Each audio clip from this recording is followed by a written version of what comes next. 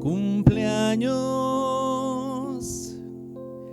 Hoy les deseamos. Dios les bendiga, les haga siempre fieles. Feliz cumpleaños. Hoy les deseamos. Dios les bendiga, les haga siempre fieles. Feliz, feliz cumpleaños deseamos para ustedes. Que Dios omnipotente les quiera bendecir. Feliz, feliz cumpleaños, que Dios en su bondad les dé muy larga vida, salud, felicidad. A Dios le damos gracias, que con amor sin par al fin de otro año hermoso les permitió llegar. Feliz, feliz cumpleaños, que Dios en su bondad les dé muy larga vida, salud, felicidad. Feliz, feliz cumpleaños, que Dios en su bondad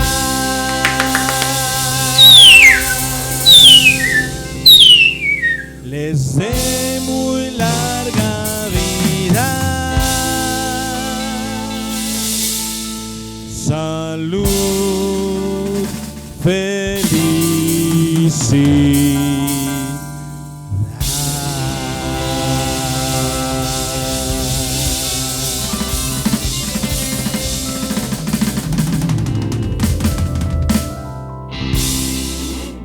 Felicidades. Felicidades, hermanos. Feliz cumpleaños a todos aquellos en septiembre que tuvieron su recordatorio, que son un año más viejos, que han cumplido otra vuelta al sol. Y es que muchas felicidades, hermanos, a todos aquellos de septiembre. Estamos festejando. Así que, hermanos, hoy ya no es septiembre.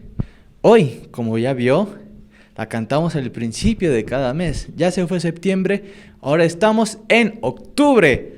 Octubre 4, para ser más específicos, año 2020. Estamos en pandemia, pero eso no nos quita el regocijo de que es un domingo más para conocer al Señor, para alabarle, para glorificarle, pensar en Él, estar en sus caminos. Así es que, hermanos, comencemos esta transmisión y con los avisos de semana a semana.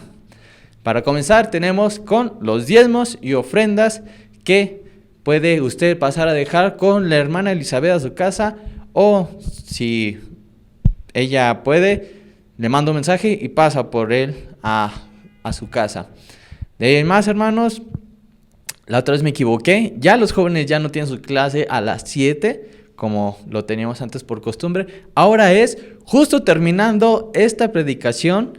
La hermana Elvira tiene su reunión con estos jóvenes. Casi aproximadamente es a la 1:30, pero pues dependiendo de si tarda más la predicación o esta transmisión, pues es a la hora en que pues toman su clase y nos conectamos todos, en la cual le digo, si tiene un joven que tenga una computadora, un celular, lo que sea, e internet, ya está dentro de la clase. Así es que mande a su joven que nos acompañe a estas clases en línea, que son de gran bendición.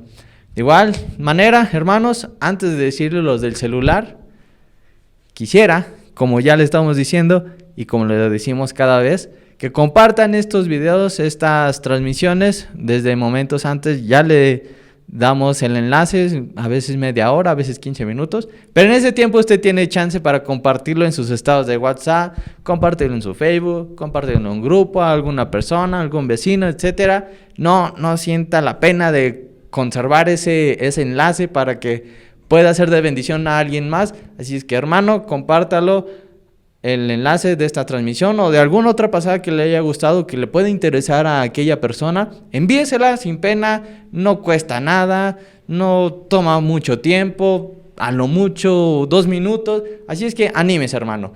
También estamos tanto en YouTube, que si lo está viendo, al igual que a los de Facebook. En Facebook subimos también las predicaciones y los videos, así es que también, si tiene su Facebook, es más rápido que nada más le pique el botón de compartir y ya automáticamente ya está compartiendo y expandiendo más estas transmisiones, estos mensajes, y pues el reino de Dios ahí invadiendo las redes sociales.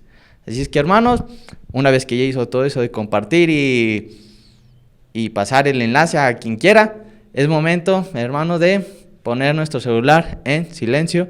Así es que, por favor, tómese su momento para revisar sus notificaciones, silenciarlo, ponerlo a un ladito y traer su Biblia física y pues su libreta, porque justamente ya casi vamos a comenzar esto. Hermanos, como les decía, estamos en el mes de octubre y como en México no hay muchas cosas que festejar, básicamente nada más el 12 de octubre, que es el Día de la Raza, y no se conmemora algo más aparte de ello. Así es que, hermanos, lo único que vamos a estar hablando este mes es justamente del 31 de octubre. ¿Sabe usted que se celebra, verdad? No es Halloween, es la Reforma Protestante de Martín Lutero, que fue hace 503 años. Así es que el 31 de octubre pues estamos conmemorando esta Reforma Protestante que impulsó pues a varios movimientos, incluyendo pues el evangelístico y protestantes, y es un chorro ahí que vamos a estar abarcando un poquito con estos anuncios, justamente esto de la Reforma Protestante en los avisos. Así es que, hermanos, la próxima semana le tendremos algo de información para que pues se cultive, tenga temas de conversación con esto y pues no se quede ahí con dudas o debates que pueda conseguir, sino que tenga con qué defenderse, y pues es algo de como cultura cristiana que deberíamos saber todos. Así es que, hermanos, espero la próxima semana y terminamos con esto de los anuncios. Así es que, hermanos, ahora eso suena un poco estresante, pero no estoy estresado. Bueno, sí, porque es tímido hablar con ustedes, a una cámara, de hecho. Así es que, hermanos, relajémonos un poquito, respiren, exhalen. Y ahora, hermanos, ya que estamos tranquilos en este ambiente, vamos a comenzar con las alabanzas. Así es que, hermano, amigo, hermano, hermana, si está en su casa con sus familiares, no tema de cantar estas alabanzas. Si quiere ponerse de pie, póngase. Si quiere estar sentado, pues sentado. Pero no, que eso no le quite como que el sentimiento de querer usted alabar a Dios. No se cohíba y alábele. Si quiere alzar las manos, álcelos. Si quiere cerrar los ojos, ciérrelos, pero cántelo. Y a continuación vamos a cantar este canto que está basado justamente en el Salmo 119. Que, hermanos, que espero puedan cantarlo de corazón, porque es muy bello lo que vamos a cantar sobre tener los mandamientos, la palabra de Dios guardada en nuestro corazón, y que eso nada no lo quite, que no nos quiten ese gozo que es el tener su palabra con nosotros y saber que Él es el camino, la verdad, y que sus mandamientos siempre son para cosas buenas para nosotros. Así que, hermano, cantemos esta canción.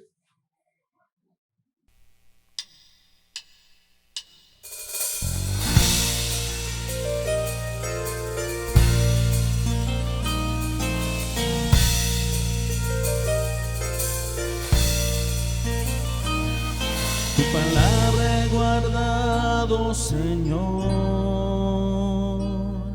para no pecar contra ti.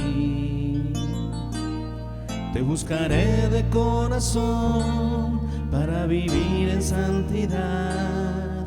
meditando cada día en tu ley. Tu palabra he guardado, Señor. Tu palabra he guardado, Señor.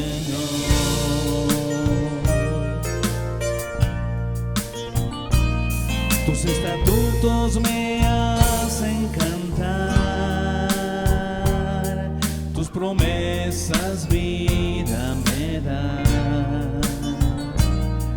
Nunca me desviaré, siempre obedeceré, en tus mandamientos me deleitaré. Tu palabra he guardado, Señor. Tu palabra he guardado, Señor. Tu palabra he guardado, Señor. Tu palabra he guardado, Señor. Tu palabra alumbra mi camino, es luz que me da dirección.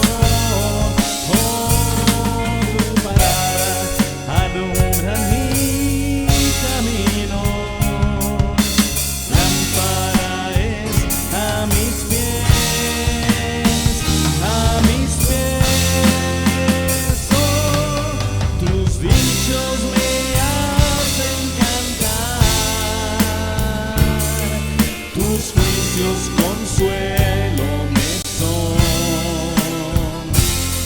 tus sendas consideraré y alabanza te daré, pues tus testimonios permanecerán. Tu palabra he guardado, Señor. Tu palabra he guardado, Señor. Tu palabra he guardado, Señor. Tu palabra he guardado, Señor.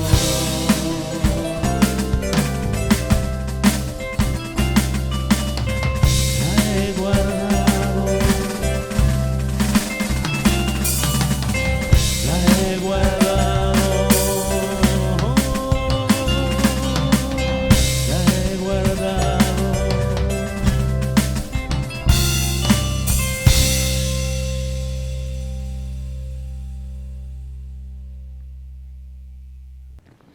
Hola, ¿qué tal, hermanos? Un saludo a todos. Bienvenidos a esta transmisión de este domingo 4 de octubre. Ya estamos en octubre. Fíjense nada más cómo se ha pasado el tiempo y por supuesto que ya cada vez más nos extrañamos.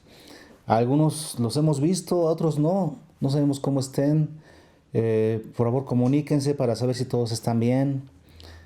Si conocen a algún hermano que se encuentre por ahí un poquito extraviado o ausente o débil, pues es tiempo de la acción del cuerpo, ¿no? Que el cuerpo de Cristo accione para edificación, para dar ánimo unos a otros y para que todos estemos apuntados aquí en las transmisiones de los miércoles y los domingos. Son nuestro único medio de unión para además dar dirección, para dar visión, para dar ánimo a través de la Escritura. Es el único medio que tenemos ahorita. Digo, aparte de los discipulados que estamos dando, de las enseñanzas a otras personas, estamos trabajando mucho, pero digo, en relación al mensaje para toda la iglesia, estos son los medios que tenemos, los miércoles y los domingos. Entonces, pues procuren no apartarse de eso, seguir adelante, animarse unos a otros para estar conectados y aprender lo que Dios tiene para nosotros, que es muy importante. Aquí recuerden que en los domingos vamos a estar estudiando la carta de Primera a los Tesalonicenses. Así que vamos de una vez a Primera de Tesalonicenses. La semana pasada estuvimos estudiando la introducción y estudiamos los primeros versículos que nos hablaron acerca de las características de una iglesia saludable. ¿Se acuerdan? Una iglesia que tiene, una iglesia sana, una iglesia saludable, es aquella que tiene obras de fe, trabajo de amor y constancia en esperanza. Hoy vamos a estudiar los versículos 4 y 5. Primera de Tesalonicenses, capítulo 1, versículos 4 y 5. Entonces vamos a darle lectura primeramente. Dice así: Porque conocemos, hermanos amados de Dios, vuestra elección. Pues nuestro evangelio no llegó a vosotros en palabras solamente, sino también en poder, en el Espíritu Santo y en plena certidumbre, como bien sabéis cuáles fuimos entre vosotros por amor de vosotros. Muy bien, iniciamos el estudio reconociendo la primera parte. Dice el apóstol Pablo, porque conocemos. ¿A quién se está refiriendo aquí Pablo cuando dice conocemos? Pues a los que son autores de la carta. Es Pablo, Silvano y Timoteo. Por eso está hablando en plural. Dice conocemos. ¿Qué es lo que ellos conocen? Dice conocemos, hermanos amados de Dios, vuestra elección. El apóstol Pablo y sus compañeros en el ministerio reconocen algo, conocen algo en la iglesia de Tesalónica, conocen su elección. Ahora, me llama la atención cómo los reconoce Pablo. Él los describe como hermanos amados de Dios. Hermanos amados. Ese parentesco de ser hermanos, acuérdense ustedes que procede de Dios, por eso dice hermanos amados de Dios. Ese parentesco de ser hermanos es porque somos hijos de Dios. Al haber creído el Evangelio, todos nosotros somos hijos de Dios y por lo tanto hermanos los unos de los otros. Y Pablo por eso se refiere con ese cariño, con ese entusiasmo a ellos como hermanos amados. Eso quiere decir que ellos eran verdaderamente hermanos. Eso implica que verdaderamente creyeron al Evangelio. Y por eso el apóstol Pablo dice, porque conocemos vuestra elección. Vamos a este tema de la elección, porque cuando leemos esta palabra elección, viene a nuestra mente, ¿no? Lo de este aspecto teológico de la elección, en donde algunos creen y otros no. Es una situación en la que la iglesia ha estado muchas veces dividida en la elección. Algunos creen que Dios elige a los que han de ser salvos. Él dice, este sí, este no, este sí, este no. Y realmente Dios es soberano para hacerlo. Él lo puede hacer. Porque Él es Dios, Él puede determinar este sí, este no, y como Él quiera. Porque Él puede hacer con sus criaturas lo que quiera. Es cierto que la Escritura nos dice que nosotros nos podemos acercar a Jesús solamente por la acción del Padre. Y además solamente somos salvos cuando el Espíritu Santo es el que nos redarguye de pecado. Así es que la acción divina siempre está presente. Él es el que hace las obras de la salvación en nosotros. Y entonces los que creen en la elección de Dios en ese sentido, dicen que Dios elige a los que van a ser salvos y dice, y este no, este sí, este no. En base a su soberanía y a su conocimiento. Sin embargo, existe otro grupo que piensa que la salvación es para todos. Y que la elección tiene que ver con aquella situación en la que los que creen se saben elegidos de Dios. Pero fíjense que estudiando yo esta palabra griega que se traduce aquí como elección, me doy cuenta del verdadero sentido de esta escritura. ¿Por qué dice Pablo que ellos conocen? Dice, conocemos, hermanos amados de Dios, vuestra elección. Conocemos, hermanos, vuestra elección. Esta palabra elección, ¿qué sentido tiene? La estudié. Es la palabra eklego, es una palabra compuesta. Ek, que significa desde, lego, que significa llamar desde. Eso implica que es un llamado. Es un llamado que yo estudié esta palabra en un léxico griego, y esa palabra lego se utiliza de llamar en el sentido de titular, poner nombre, o sea, legitimar algo como tal. Qué interesante, ¿no? Estudié en otros pasajes donde se utiliza esta palabra lego y me encuentro que en Mateo 1:16 se habla de esta palabra. Vean ustedes, Mateo 1:16. Vamos para allá. Fíjense rápido. Mateo 1:16 dice, y Jacob engendró a José, marido de María, de la cual nació Jesús, llamado el Cristo, lego el Cristo. Aquí es donde se utiliza esta palabra griega, lego, llamado el Cristo. Significa, este llamado es lo que le da legitimidad a Jesús como el Cristo, como el Mesías. Qué palabra tan interesante. En Juan 15:15 se utiliza también esta palabra lego. Y dice, ya no os llamaré siervos. Es la palabra lego. Ya no os llamaré. Ya no serán mis legítimos siervos solamente, dice Jesús, porque ahora los he llamado hermanos. Mis amigos. porque todo lo que el Padre me ha dicho se los he dicho también. Ahora los llamaré amigos, la palabra lego. Y otro versículo más donde viene es en Apocalipsis 2:2. Apocalipsis 2:2 dice, yo conozco tus obras y tu arduo trabajo y paciencia, y que no puedes soportar a los malos. Y fíjense, y has probado a los que se dicen ser apóstoles, o sea, a los que se llaman apóstoles, a los que se llaman a sí mismos apóstoles, palabra lego. Aquellos que se quieren legitimar como apóstoles, dice ahí Juan, pero que no lo son. Entonces, este es el sentido de esta palabra. Si lo entendemos así, entonces, ¿qué es lo que el apóstol Pablo está diciendo? Dice versículo 1 Tesalonicenses 1:4, porque conocemos, hermanos, que vuestro llamado es genuino. Cuando dice vuestra elección, está diciendo, nosotros conocemos que su llamado a la salvación, su llamado a ser familia de Dios es genuina, es veraz. Ahora, ¿cómo es que el apóstol Pablo sabe? Porque aquí dice, conocemos, hermanos, vuestra elección. Pablo lo conoce, él sabe perfectamente que ellos han sido elegidos, que ellos son verdaderamente creyentes, hijos de Dios con toda la extensión de la palabra. ¿Cómo es que Pablo lo sabe? Bueno, en primera instancia, hermanos, porque él hizo una predicación correcta del Evangelio. Presentó el Evangelio de la manera correcta. Y cuando tú presentas el Evangelio de la manera correcta y la gente lo cree de la manera correcta, ¿qué sucede? Sucede la salvación. El primer paso para que pueda haber elección, para que pueda haber un llamado genuino a la salvación, el primer paso, ¿dónde comienza? En la predicación correcta. Después, el segundo paso es la recepción del Evangelio. De eso hablaremos la semana que viene. Hablaremos de cómo estos tesalonicenses recibieron el Evangelio, lo cual es la segunda evidencia de que ellos realmente son elegidos de Dios, o sea, son llamados de Dios. ¿Ok? Pero el primer paso es siempre la predicación del Evangelio. El apóstol Pablo dice, porque ¿cómo creerán si no han oído? ¿Cuál es el primer paso para que se pueda dar este llamamiento a la salvación, este llamamiento genuino a la salvación? Predicar el Evangelio. Ok, así es que el día de hoy vamos a platicar acerca de cuáles son las características de una presentación correcta del Evangelio.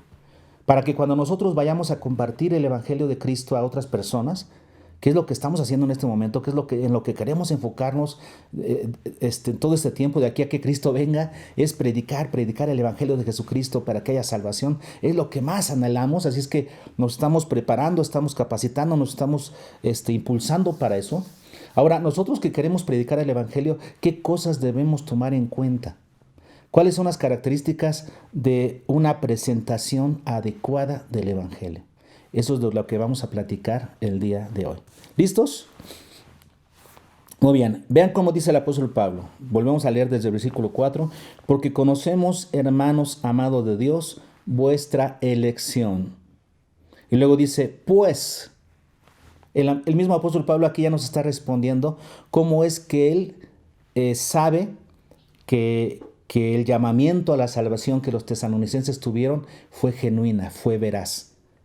Pues, ahí viene la respuesta. Esta es la razón por la que Pablo está seguro de que ellos realmente son llamados de Dios. Pues, nuestro Evangelio. Aquí comenzamos con la primera característica, nuestro Evangelio. Aquí vamos a ver cómo en estas características que nos va a decir Pablo, vamos a ver algunas características que tienen que ver con el mensajero y otras características que tienen que ver con Dios respaldando su Evangelio. Y esta primera tiene que ver con el mensajero.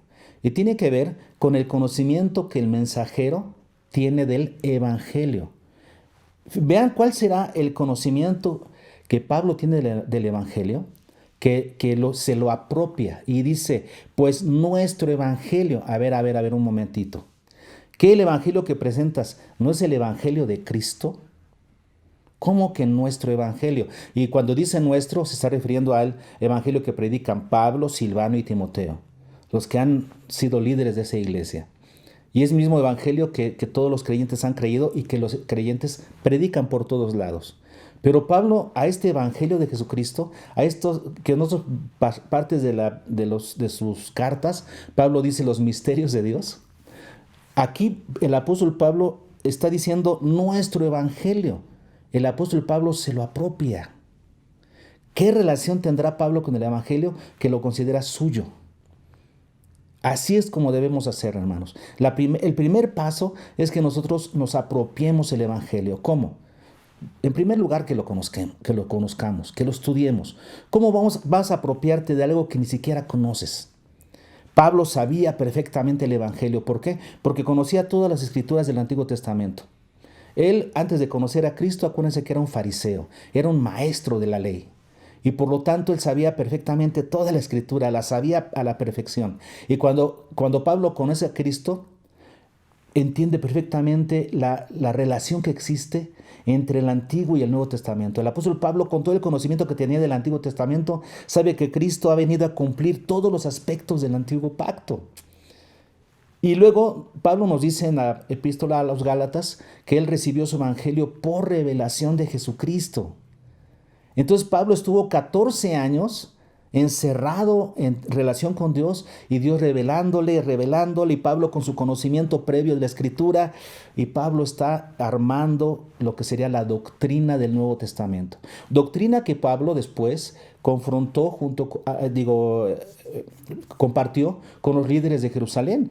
Pablo nos dice en Gálatas que él compartió ese evangelio que él predica a los gentiles, lo compartió con Pedro, lo compartió con los líderes de la iglesia, con Santiago, con Jacobo, y que todos le dieron su diestra de compañerismo. Dijeron, es el mismo evangelio que nosotros predicamos. Así es que nosotros somos ministros de la circuncisión, le dijeron a Pablo, tú eres ministro de los incircuncisos, o sea, de los gentiles. Entonces Pablo se apropió del evangelio, él lo conocía perfectamente bien, ¿sí? Estaba apasionado por el evangelio y luego se lo apropió, lo creyó y además lo vivía. Por eso Pablo puede decir nuestro evangelio. Hermano, cuando tú predicas el evangelio, ¿cómo lo predicas? ¿Como tuyo? ¿Como algo que te has apropiado? ¿Como algo que conoces a la perfección? ¿Cómo puedes predicar un evangelio que no conoces? Hay que estudiar. Esto nos habla de la preparación del mensajero. El mensajero debe estudiar la palabra, debe conocer a Dios a través de la Escritura, porque ¿a quién vas a presentar? A Dios. Y si no lo conoces, ¿cómo lo vas a presentar? Tienes que ser un estudioso de la palabra de Dios. Es que los mensajeros del evangelio tenemos que prepararnos en el conocimiento del evangelio y tenemos que apropiárnoslo. Este es nuestro mensaje, el mensaje que les venimos a compartir. Este es nuestro mensaje. Primera cosa. Segunda, dice, nuestro evangelio, dice Pablo, no llegó a vosotros en palabras solamente. No llegó a vosotros en palabras solamente. Si dice solamente, ¿qué significa? Significa que sí usó palabras. Esta frase no significa que Pablo no habló. No, interpretemos bien. Pablo dice que el evangelio no llegó a los tesalonicenses solamente con palabras, sino con otras cosas que veremos a continuación, que son evidencias del evangelio. Pero aquí lo que nos está insinuando Pablo es que él sí usó las palabras. Él sabía perfectamente cómo exponer el evangelio de la manera correcta. El mensaje siempre llega a través de palabras. Por supuesto que nosotros no confiamos en nuestra elocuencia, en nuestra capacidad histriónica de actores para presentar el evangelio y convencer. No dependemos de nuestra riqueza de lenguaje, ¿no? No dependemos de eso. Pero sí debemos prepararnos para presentar un evangelio claro. Hacer buen uso del lenguaje para que no hayan barreras en la comunicación cuando se trata de compartir el evangelio. De acuerdo al tipo de personas a las que les vamos a compartir, debemos estar preparados para compartir el mensaje a esas personas. Eso está bien, porque debemos respetar el mensaje del evangelio. No quitarle, no aumentarle, predicar la palabra, predicar el evangelio de Cristo, el evangelio de salvación, tal y como está ahí, con la sencillez que el evangelio mismo tiene. Sin querer meterle más honduras y más cosas, el evangelio con su sencillez debemos predicarlo. Tenemos que predicar en nuestro pecado, tenemos que predicar las consecuencias del pecado, tenemos que predicar la obra de Cristo, tenemos que predicar sobre el arrepentimiento, tenemos que predicar sobre la resurrección. Todos esos son elementos que son parte del evangelio, así de simple. El evangelio se tiene que predicar tal cual. Y el apóstol Pablo, él lo presentaba tal cual. Así es que sí llegó con palabras el evangelio. Y nosotros debemos de cuidar que nuestras palabras expresen verdaderamente el evangelio. Acuérdense que la gente no puede ser salva si no es a través del Evangelio de Jesucristo. Muy importante. Ahora, una vez que nosotros nos apropiamos el Evangelio, decimos, este es nuestro Evangelio, lo conocemos, y luego lo proclamamos de la manera correcta, de una manera clara y sencilla, proclamamos el Evangelio. Ahora, podemos esperar que suceda algo más, hermanos, porque aquí dice Pablo, nuestro Evangelio no llegó a vosotros en palabras solamente, luego dice, sino también. Eso quiere decir que hay señales que invariablemente acompañan la predicación del Evangelio. Son señales que acompañan el Evangelio. Son cosas que van a venir cuando nosotros predicamos el Evangelio correcto, cuando lo predicamos completo. Entonces, ¿qué sucede?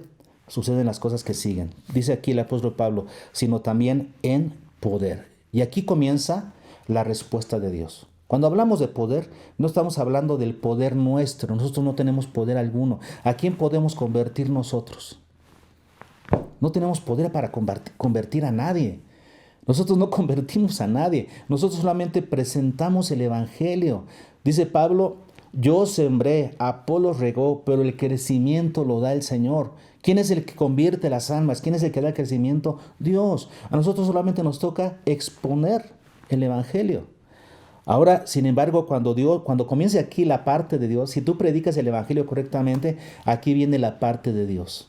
Dice el apóstol Pablo, sino también en poder. Y esta palabra poder, yo lo estudié, por supuesto, ustedes saben que me meto a los originales y encontré que es la palabra dunamis. Sí, porque existen otras palabras para poder, exousia, por ejemplo, pero aquí utiliza la palabra dunamis, que es la misma palabra utilizada en Hechos 1:8, pero recibiréis poder. Y es la misma palabra que se utiliza en Romanos 1:16. Vamos a Romanos 1:16.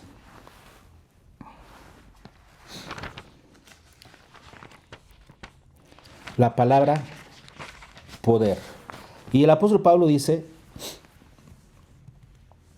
Romanos 1:16, porque no me avergüenzo del Evangelio, porque es poder, o sea, dunamis de Dios, ¿para qué?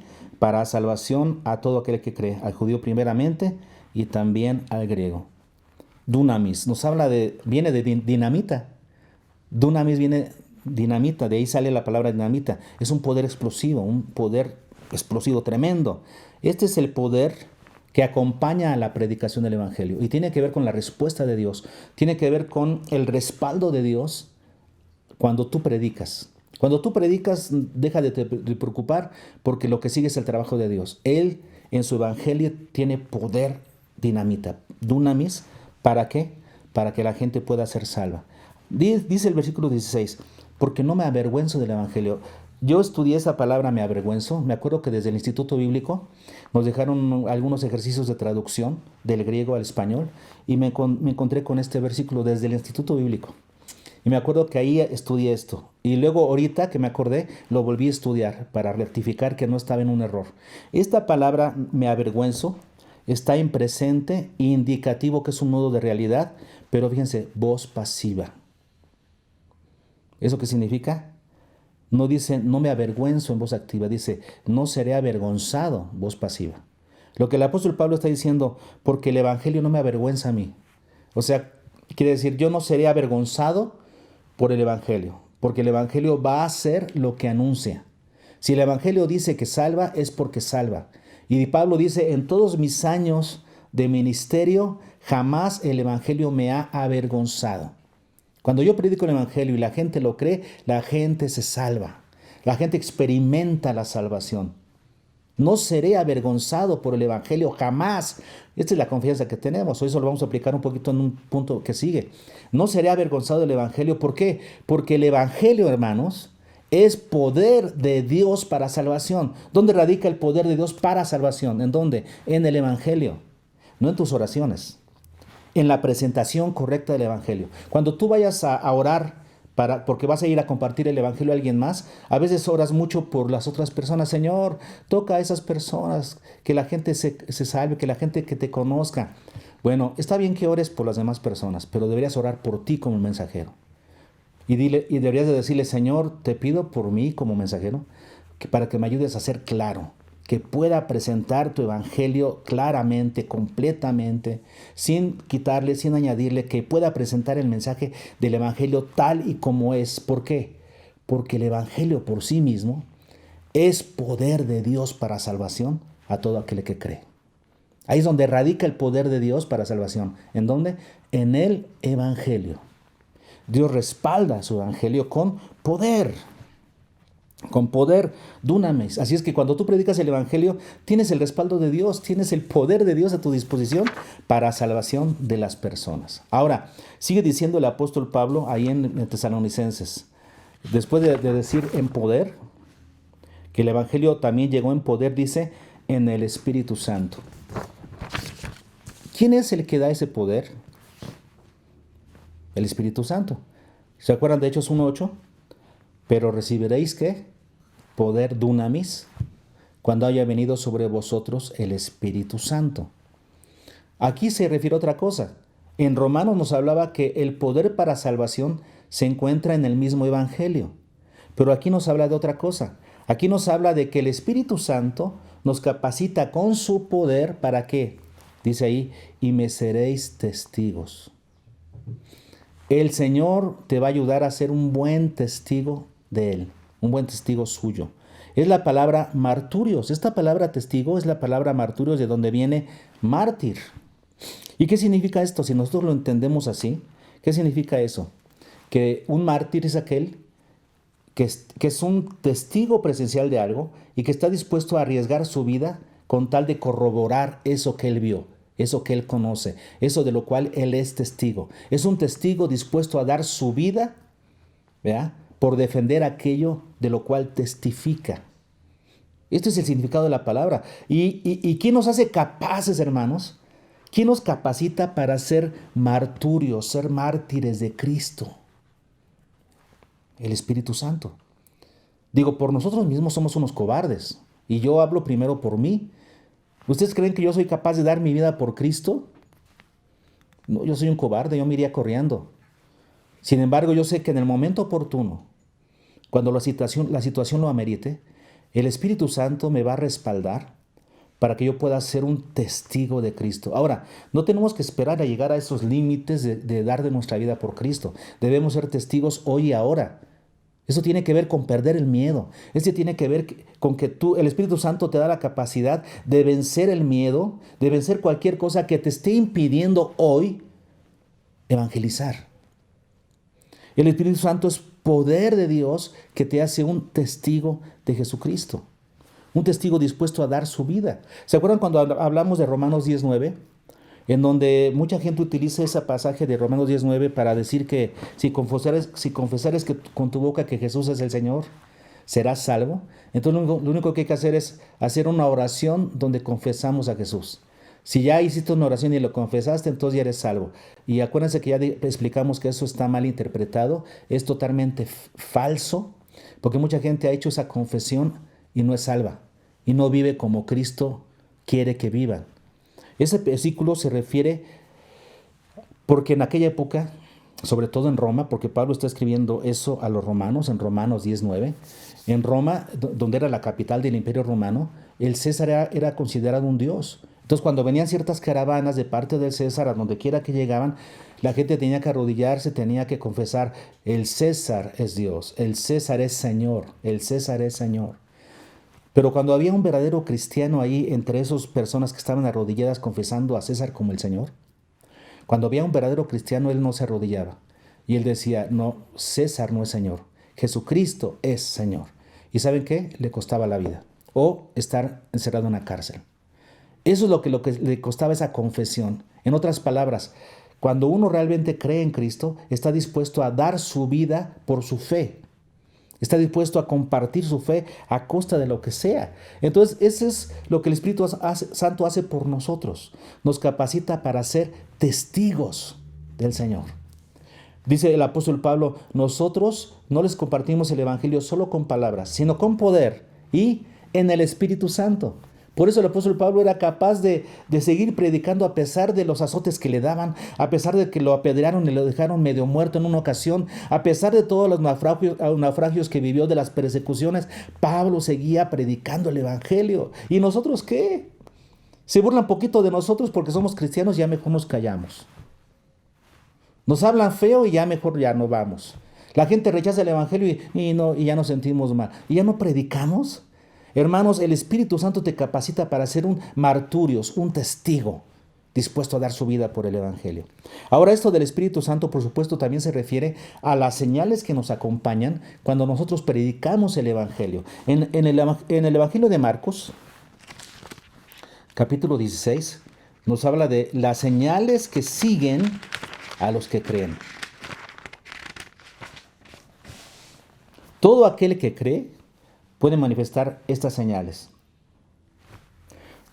Es Marcos capítulo 16, versículos del 15 al 18. Dice, y les dijo Jesús, id por todo el mundo y predicad el evangelio a toda criatura. Entonces estas palabras las está diciendo Jesús en el contexto de la predicación del evangelio, ¿sí? En ese contexto dice, el que creyere y fuere bautizado será salvo, mas el que no creyere será condenado. Y vean lo que dice, lo que sigue. Y estas señales seguirán a los que creen. Los creyentes no buscan señales.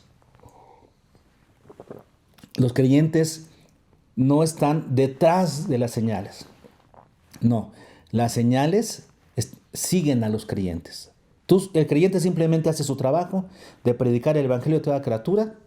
El creyente se debe preocupar por presentar el evangelio bien a la gente. De las señales, ¿quién se encarga? Dios, el Espíritu Santo. De Él son las señales. Y vean las señales que hay aquí, Dice, estas señales seguirán a los que crean. En mi nombre echarán fuera demonios. Hablarán nuevas lenguas. Tomarán en las manos serpientes. Y si bebieren cosa mortífera, no les hará daño. Sobre los enfermos pondrán sus manos y sanarán. ¿Se puede todo esto? Claro, si predicas. Si tú te dedicas a la predicación, estas señales te seguirán. Y tiene que ver con el poder del Espíritu Santo respaldando tu mensaje. Tú no tienes que pedirlas porque el Señor simplemente hace que esas señales te sigan si tú predicas. ¿Qué señal necesitan los oyentes en ese momento? ¿Serán lenguas? ¿Serán milagros? ¿Serán que una serpiente no te haga daño ni cosa mortífera? ¿Qué señal es la que al acompañarte en la predicación hará un efecto en las personas? Eso lo sabe Dios, tú no. Déjale las señales a Dios y Él se va a encargar de que las personas reciban la señal que necesitan. Entonces aquí en este momento hemos hablado de 3 cosas que hace Dios, que le tocan a Dios, que son garantía porque le tocan a Dios, y eso quiere decir que son cosas por las que nosotros no nos preocupamos, están garantizadas porque le tocan a Dios. ¿A Él le toca qué? El poder. El evangelio es poder de Dios para salvación. A Él le toca capacitarnos con la presencia del Espíritu Santo para ser testigos, marturios, mártires, y con el Espíritu Santo acompañarnos con señales cada vez que predicamos. ¿Eso le toca a quién? A nuestro Dios. Eso está garantizado. Tú preocúpate, ¿por qué? Según los puntos anteriores que vimos, preocúpate por presentar el evangelio completo, por prepararte en la palabra para que presentes a Cristo tal y como es. Ahora, hay otras cosas en las que el mensajero debe prepararse a nivel personal, y tiene que ver con lo que sigue. El apóstol Pablo nos va a hablar de otras cosas que también tienen que ver con las características del mensajero. Son las características unas características más que deben acompañar a la predicación del Evangelio de Jesucristo. ¿Qué sigue diciendo el apóstol Pablo? Después de decir, en el Espíritu Santo, dice, y en plena certidumbre. En plena certidumbre. El Evangelio fue presentado por Pablo, dice, en plena certidumbre. ¿Qué significa certidumbre? Bueno, certidumbre es lo contrario a incertidumbre. ¿Y qué significa incertidumbre? Significa falta de seguridad, falta de confianza, falta de certeza en algo. Esa es definición de diccionario. Entonces, ¿qué significa certidumbre? Significa seguridad, confianza y certeza en que algo va a suceder. Seguridad, confianza y certeza. ¿Cómo debemos predicar el Evangelio, hermanos? ¿Con qué actitud? Y esto es algo en lo que debemos prepararnos en oración. Sí, aquí es donde el mensajero se prepara en oración para que a la hora de ir a presentar el Evangelio no esté dudando. Imagínense ustedes una persona que llega a su casa y les dice, oiga, le vengo a vender este artículo de limpieza, va a desmanchar sus muebles, va a desmanchar sus alfombras.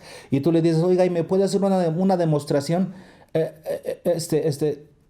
Perdón, no tengo tiempo, después regreso. Y jamás regresa.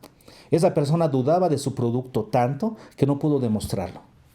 Si tú vas a llegar a predicar el Evangelio con esas dudas, dudando del poder de Dios, del poder del Evangelio, del acompañamiento que te hace el Espíritu Santo con sus señales, si dudas de eso, entonces ¿a qué vas? Hay personas que dicen, no, este lugar donde Dios me mandó es muy difícil, no se puede trabajar aquí es imposible predicar el Evangelio. Si vas a ir así, mejor no vayas. Es que esa familia es muy católica. Entonces, ¿a qué vas? Entonces no vayas. Tienes que ir en plena certidumbre, con plena confianza de a quién estás representando. Estás representando al Dios del universo, a aquel que murió para dar la salvación y que anhela que tú proclames el Evangelio. Él te va a respaldar, Él te va a acompañar. Dice el Señor, yo los envío, sí, como ovejas en medio de lobos, pero yo los envío. Eso quiere decir, estoy con vosotros. Dice Mateo, he aquí yo estoy con vosotros en el contexto de la predicación del Evangelio, todos los días y hasta el fin del mundo. No deberías de tener temor. Entonces debes tener plena certidumbre, plena seguridad. Esto me hace recordar un pasaje en Génesis 24. Vamos para allá. En Génesis 24, cuando Abraham le dice a su siervo que vaya a buscar esposa para Isaac. Siempre que leo este pasaje de Tesalonicenses, o que hablo acerca de la seguridad con la que debemos presentar el Evangelio, siempre me recuerdo este pasaje del siervo de Abraham. Me llama mucho la atención. Fíjense por qué.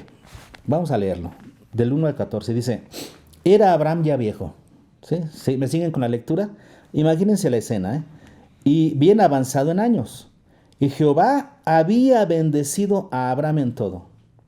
Y dijo Abraham a un criado suyo, el más viejo de su casa, que era el que gobernaba en todo lo que tenía, o sea, era el mayordomo de todo lo que Abraham tenía. Pon ahora tu mano debajo de mi muslo. Era una costumbre para hacer una promesa. Y te juramentaré por Jehová, Dios de los cielos y Dios de la tierra. Fíjense, que no tomarás para mi hijo Isaac, ¿verdad?, mujer de las hijas de los cananeos entre los cuales yo habito. O sea, él se iba a encargar como el siervo de la casa, inclusive como administrador de todas las cosas, se iba a encargar de traer esposa para el hijo de Abraham. Era el amigo del esposo. Entonces, no vas a traer mujer para mi esposo de estas cananeas. Dice, versículo 4, sino que irás a mi tierra y a mi parentela y tomarás mujer para mi hijo Isaac. El criado le respondió, fíjense, la duda del criado. Quizá la mujer no querrá venir en pos de mí a esta tierra. O sea, ¿tú quieres que vaya hasta tu parentela allá por Babilonia? Él era de por allá, de allá salió Abraham. ¿Quieres que vaya hasta allá y le diga a una mujer que quiera venir hasta acá a casarse con tu hijo? Y si no quiere, sus dudas eran fundadas, por supuesto, ¿no? Cualquiera de nosotros hubiéramos dudado de esa situación. Entonces dice el criado, quizá la mujer no querrá venir en pos de mí a esta tierra. Volveré pues tu hijo a la tierra de donde saliste, o sea, yo lo llevaré para allá. Y Abraham le dijo, guárdate que no vuelvas a mi hijo allá. No, ese no es el propósito. Dios me dijo que yo saliera de mi tierra y de mi parentela para acá. Ahora tú quieres regresar a mi hijo para allá. No. Mi hijo no va para allá. Tú vas a traer a la mujer para acá. Fíjense qué tremendo. Ahora sigue diciendo. Versículo 7. Jehová. Esto es lo tremendo. La confianza de Abraham. Jehová, Dios de los cielos, que me tomó de la casa de mi padre y de la tierra de mi parentela, y me habló, y vean lo que sigue, y me juró, Jehová me juró a mí, diciendo, a tu descendencia dará esta tierra, él enviará a su ángel delante de ti, y tú traerás de allá mujer para mi hijo. ¡Qué seguridad de Abraham! Abraham entendía que esta situación de traer esposa para su hijo no era un asunto de él, era un asunto de Dios. ¿Sabe por qué? Porque Dios le dijo que a su descendencia le daría esa tierra de Canaán donde él estaba. Y Abraham no tenía hijo. Después Dios le dio un hijo. Ahora su hijo no tiene esposa. ¿De dónde va a venir la parentela? Isaac necesitaba una esposa. Abraham sabía que esto era un asunto divino. Eso de traer esposa para Isaac era un asunto de Dios. Por eso él con toda seguridad le dice, Dios me juró. Así es que tú vas a traer mujer de allá para acá, para mi hijo. Ahora vean, cuando el siervo se da cuenta de la convicción de Abraham, vean lo que hace. Versículo 9. Entonces, después de esto, entonces el criado puso su mano debajo del muslo de Abraham su señor y le juró sobre este negocio. Y el criado, vean lo que hace, tomó 10 camellos de los camellos de su señor y se fue, tomando toda clase de regalos escogidos de su señor, y puesto en camino llegó a Mesopotamia, a la ciudad de Nacor.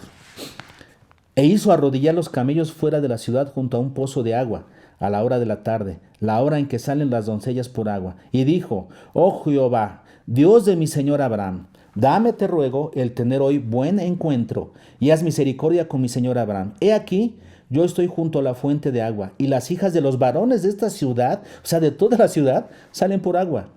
Sea pues, que la doncella a quien yo dijere, baja tu cántaro, te ruego, para que yo beba, y ella también, y ella respondiere, bebe, y también daré de beber a tus camellos, que sea esta la mujer que tú has destinado para tu siervo Isaac, y en eso conoceré que habrás hecho misericordia con mi señor. Hasta ahí la lectura. ¡Qué seguridad! ¡Qué cambio de actitud del siervo de Abraham! Cuando Abraham le dice, esto es un asunto de Dios, tú entraste a labores divinas. Así es que ve con esa actitud. ¿Y qué hace el siervo? Esto es cosa de Dios. Entonces agarra 10 camellos, los carga con regalos, se va a Mesopotamia y dice, la primera mujer que me dé de beber a mí y a mis camellos, esa es. ¿Y qué sucedió? La primera mujer a la que le dijo, esa fue. Y sucede que era una parienta de Abraham. Hermanos, ¿con qué seguridad vamos a predicar el evangelio? Tendríamos que ir a predicar con esta misma seguridad del siervo de Abraham. Señor, tú me has enviado. Yo soy tu siervo, soy tu mensajero, así es que voy con esa seguridad, me armo de camellos, me armo de regalos que son el evangelio y voy a compartir tu palabra con toda seguridad. Dice aquí Pablo, en plena certidumbre. Así se tiene que predicar el evangelio, en plena certidumbre. Muy bien. Siguiente característica, dice Pablo, como bien sabéis cuáles fuimos entre vosotros. Otra característica que tiene que ver con el carácter, ¿verdad?, del mensajero es la conducta con la que vive en medio de la gente a la que le está compartiendo. Tu conducta debe ser intachable. Dice en 1 Timoteo 3:7, el requisito para los obispos. Es la palabra episcopos, que significa alguien que está sobre otros para supervisarlos. Tiene que ver con el liderazgo. Y todos nosotros cuando predicamos el evangelio nos convertimos en episcopos, en obispos, en líderes de la gente a la que le estamos compartiendo el evangelio. Por eso el apóstol Pablo le da a Timoteo en el capítulo 3, versículo 7, algunas características que deben tener estos episcopos. Estas personas que se dedican a compartir el evangelio y a ser líderes para las personas nuevas en Cristo. Y una de esas cualidades de carácter del mensajero de Dios es que tenga buen testimonio de los de afuera. Si ustedes leen 1 de Timoteo 3:7, dice que tenga buen testimonio de los de afuera, tanto de los de adentro, o sea, en la iglesia, como de los de afuera que no conocen. ¿Por qué es importante el testimonio? Sigue diciendo el apóstol Pablo, para que no caiga en descrédito. Para que el mensajero del evangelio no caiga en descrédito. ¿Qué significa eso? Que la gente ya no le crea. Si nosotros predicamos algo que no hacemos, que no corroboramos con nuestra conducta, si decimos que Cristo cambia nuestras vidas y nosotros no cambiamos, si decimos que Cristo nos fortalece para dejar los vicios y seguimos en vicios, no hay testimonio, no hay respaldo, no hay autoridad. Caemos en descrédito, hermanos. Entonces es importantísimo este asunto del testimonio. Por eso el apóstol Pablo dice, como bien sabéis cuáles fuimos entre vosotros. Cuando estábamos ahí entre ustedes, ustedes saben la conducta intachable que tuvimos en todo momento. Eso le daba crédito al mensajero. Eso es lo que el mensajero necesita para tener autoridad. Además de que hay otra cosa, porque en Timoteo dice Pablo que si nosotros no tenemos buen testimonio, caemos en descrédito con la gente y luego dice, y en lazo del diablo. O sea, Satanás nos puede hacer daño. Sí, estamos abriendo las puertas. Eso quiere decir, ya no vamos a tener, nuestra predicación no tendrá efecto. Vamos a hacer un esfuerzo inútil, porque la gente ya no va a creer. Si tú no te comportas a la altura del Evangelio, ¿cómo pretendes ser un mensajero del Evangelio? Me topo con personas que dicen, por ejemplo, que quieren vivir en yugo desigual. Cualquier tipo de yugo desigual. Tener relación con los incrédulos, tener una relación cercana de amistad con el mundo. Y el pensamiento que es al fin que lo convierto, dicen, al fin que lo convierto. ¿Sabes qué? Lo primero que yo pienso y lo primero que yo les digo a las personas cuando hablo con ellas es, tú no lo vas a convertir para nada. ¿Por qué? Porque no tuviste la capacidad de darle buen testimonio. Desde el momento en el que tú ya tuviste una relación en un yugo desigual, en ese momento ya estás desacreditándote a ti mismo como mensajero de Dios. La gente no va a creer y el principal estorbo fuiste tú. Caes en descrédito y en lazo del diablo. Entonces dice Pablo, ustedes bien saben quién fui entre ustedes. La conducta es importantísima, es parte del carácter del mensajero. Y en relación a esa conducta correcta, quiero que leamos Hechos 20, donde Pablo, ya diríamos al finalizar su tercer viaje misionero, estaba a punto de ir a Jerusalén. Pablo quería ir a Jerusalén y ahí es donde fue aprendido para ser llevado a Roma. Entonces aquí estamos al final de su tercer viaje misionero.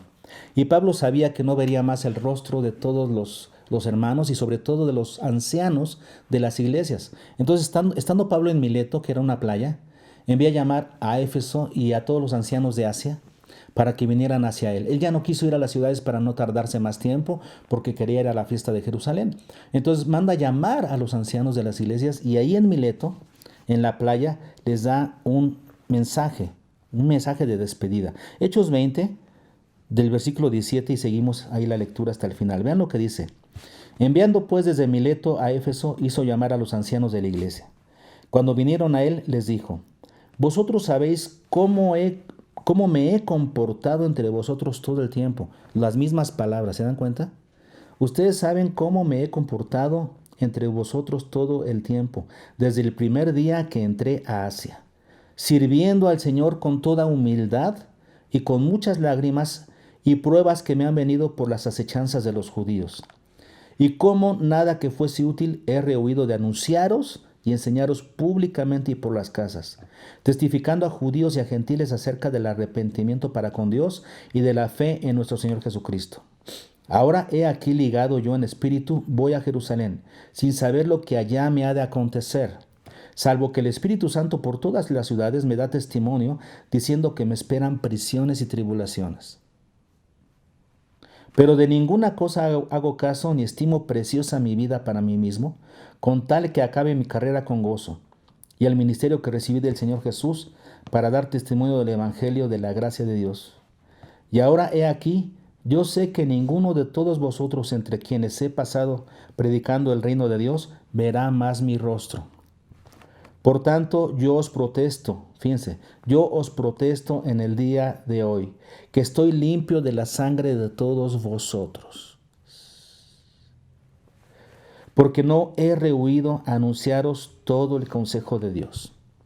No solamente en palabra, sino en su conducta. Pablo les protesta que está limpio de la sangre de ellos porque les ha predicado el Evangelio y su conducta lo ha respaldado. Por tanto, mirad por vosotros y por todo el rebaño en que el Espíritu Santo os ha puesto por obispos para apacentar la iglesia del Señor, la cual él ganó por su propia sangre. Aquí volvemos a ver mencionados a los obispos, ¿verdad? Aquellos que se dedican a compartir el Evangelio. Porque yo sé que después de mi partida entrarán en medio de vosotros lobos rapaces que no perdonarán al rebaño. Y de vosotros mismos se levantarán hombres que hablen cosas perversas para arrastrar tras sí a los discípulos. Por tanto, velad, acordándoos que por 3 años de noche y de día no he cesado de amonestar con lágrimas a cada uno. Otra vez Pablo nos enseña que él no tiene nada de qué lo reprocharan, porque de noche y de día no ha cesado de amonestar con lágrimas a cada uno. Entonces, ¿qué cosa le podían reprochar a Pablo? Y ahora, hermanos, os encomiendo a Dios y a la palabra de su gracia, que tiene poder para sobreedificaros y daros herencia con todos los santificados. Ni plata, ni oro, ni vestido de nadie he codiciado. Conducta. Antes vosotros sabéis que para lo que me ha sido necesario a mí y a los que están conmigo, estas manos me han servido. En todo os he enseñado que, trabajando así, se debe ayudar a los necesitados, y recordar las palabras del Señor Jesús, que dijo: más bienaventurado es dar que recibir. Cuando hubo dicho estas cosas, se puso de rodillas y oró con todos ellos. Entonces hubo un gran llanto de todos, y echándose al cuello de Pablo le besaban, doliéndose en gran manera por la palabra que dijo, de que no verían más su rostro, y le acompañaron al barco. Esta escena dan ganas de llorar, ¿verdad? Al imaginársela. Pero llama la atención esto, ¿no? Con qué certeza el apóstol Pablo habla del testimonio, del buen testimonio que les ha dado todo el tiempo que ha estado con ellos. Si tú quieres que tu mensaje tenga buena acogida, que traiga los resultados de salvación, de santidad que tú esperas, tu testimonio es importantísimo. La gente tiene que ver en ti que los resultados del Evangelio están primero en ti, y después eso es lo que predicas. Bueno, hasta ahí. Y por último, también el apóstol Pablo termina diciendo: por amor de vosotros. Y está ligado con la oración anterior.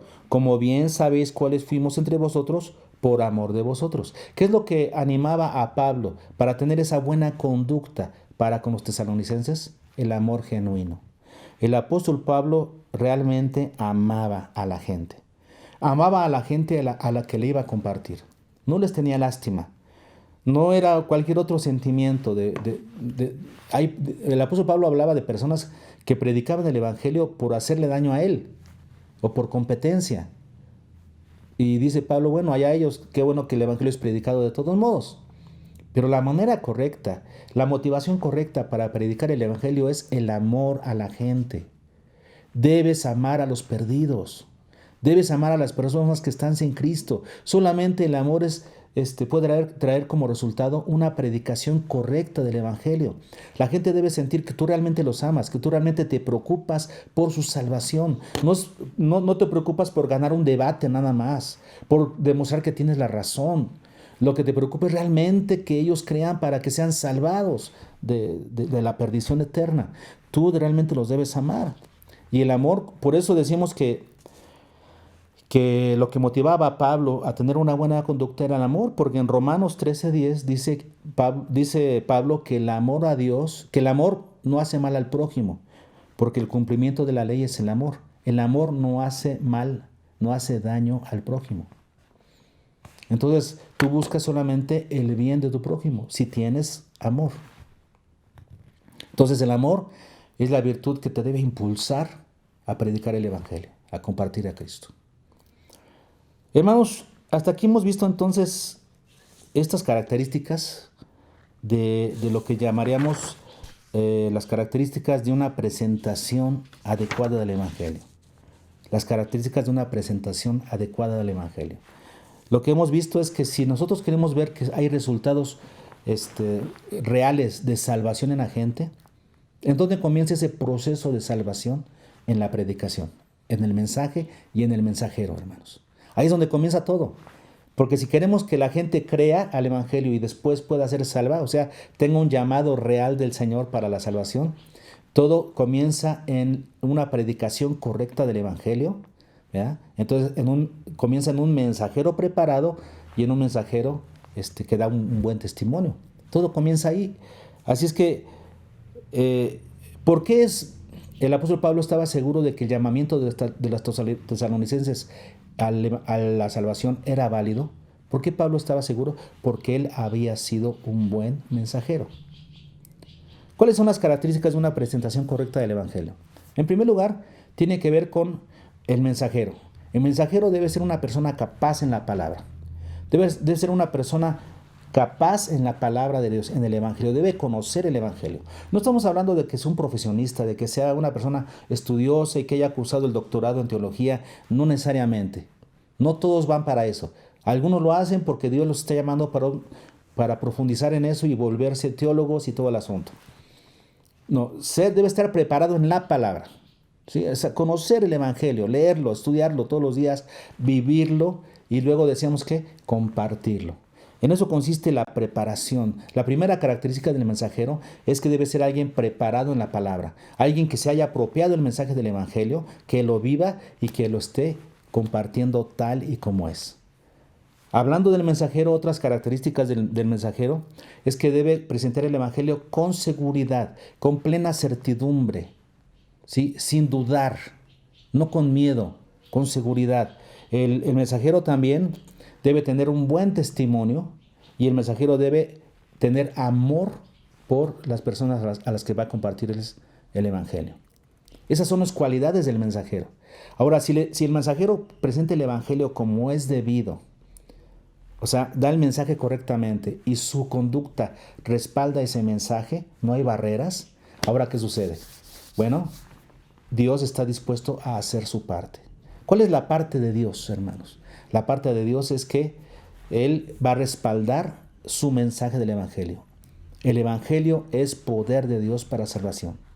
Ese es el respaldo de Dios con el Evangelio. Aquella persona que crea al Evangelio será salva. El Evangelio es poder de Dios para salvación. Además, el Espíritu Santo capacitará al mensajero para ser testigo, para ser mártir. Y además el Espíritu Santo acompañará nuestra predicación del Evangelio con señales y prodigios. Y la parte de Dios, decíamos, está siempre garantizada. Hermanos, esto nos debe animar, esto nos debe formar. Estamos en tiempos difíciles, sí. Habíamos predicado en una ocasión anterior que las señales nos dicen que el tiempo está cada vez más cerca. Y si el tiempo de la venida del Señor está cada vez más cerca, ¿qué debemos estar haciendo, hermanos? Predicar el Evangelio. Tenemos que compartir el Evangelio, hacer discípulos a todas las naciones. Y aquí nos está hablando cuál es la manera correcta de presentarlo. Tanto con nuestra preparación en la palabra como con nuestra conducta. Y nosotros debemos confiar en que Dios siempre hará su parte. Entendiendo todo eso, hermanos, seamos buenos mensajeros del Evangelio. Seamos pescadores de hombres, porque ese fue el sueño de Jesús para Pedro. Le dijo, sigue en pos de mí y te haré un pescador de hombres. Nosotros que somos, hermanos, pescadores de hombres. Hagamos nuestro trabajo con plena confianza y con plena responsabilidad, porque somos mensajeros del Señor. Los dejo con este mensaje. Que Dios les bendiga y nos vemos en la próxima.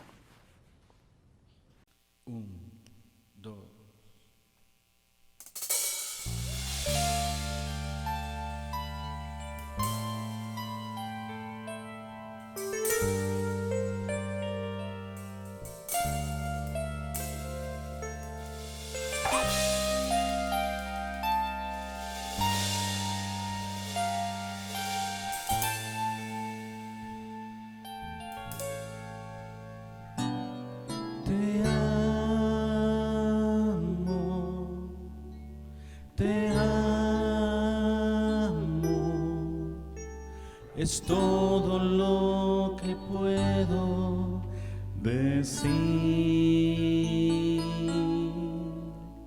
Te adoro,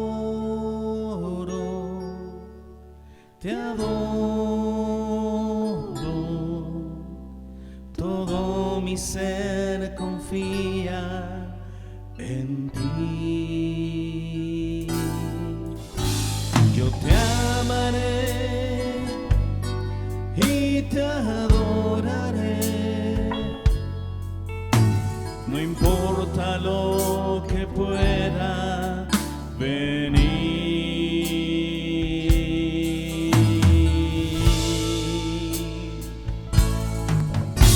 En ti, Señor, siempre confiaré y te amaré hasta el fin.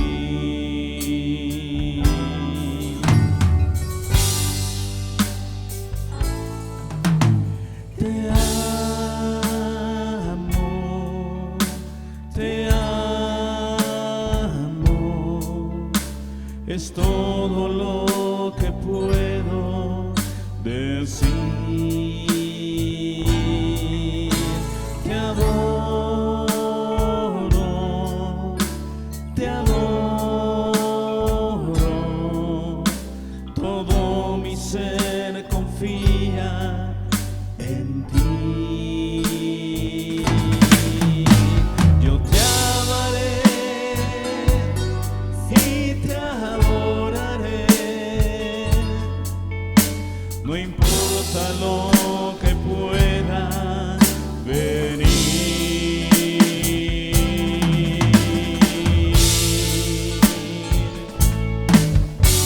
En ti, Señor, siempre confiaré